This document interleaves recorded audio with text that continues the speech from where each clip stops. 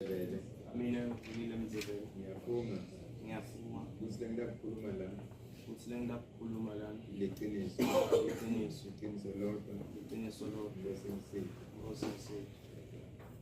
Bantwana bavusa Mzebele bathi uyise ayimphathi kahle indzaba yokuthi mkhulu wabo wabashiyela lifa yena uva ungathi konke ngabe kwakhe.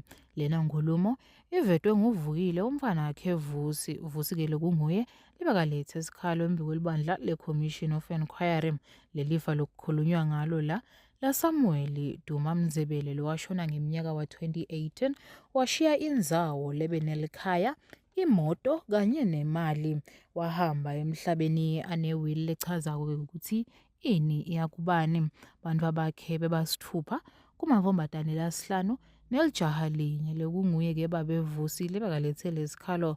Kodwa-ke kubo bonke labantfu bakhe efeni lakhe wabhalisa yena Vusi kanye nebatukulu bakhe bebafana lababili labatalwa nguye Vusi.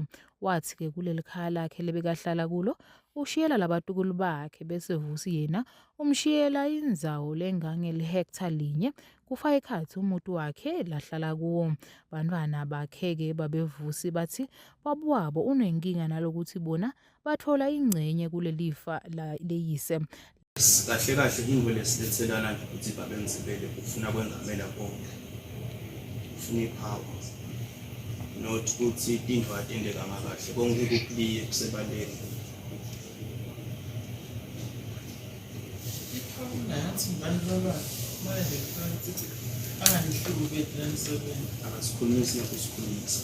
kunamkhuhlane Laba bantwana bakhe babevusi kanye nemkakhe lanaye munye walabantwana avukile uthi lenzaba yinkulu kangangokube sebabuya nasekubophaneni futhi akusakhulunyiswana. Izinto nje besemaphoyiseni eMalikeng singivule icase ngayo indzaba ekubhidla ngokolami. Sahamba saya kamanje ngalokuthi-ke ngibabe ngicandze ukuthi awushintshe ngawadrop ema-charges.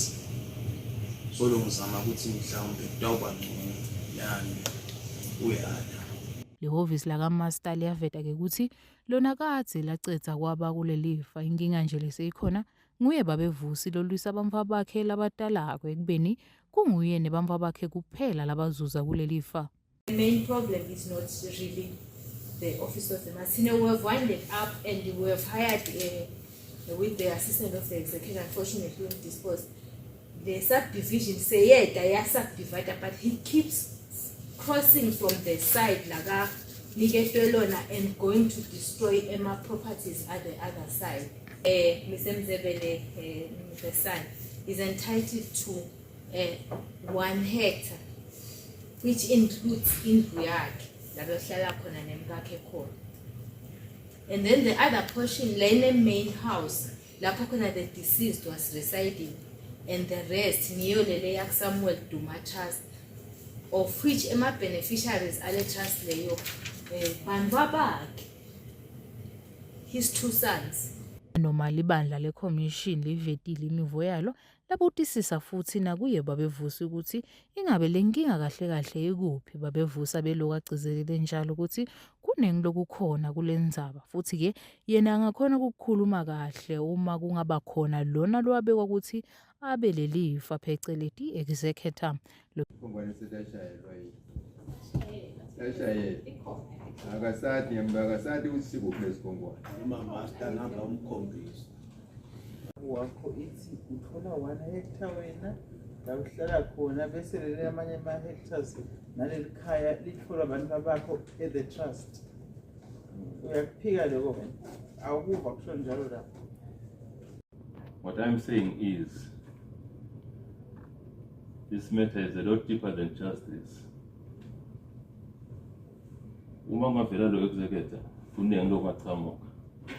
Bikela iChannel eMaswati nguncedile Mamba ubika useMbabane.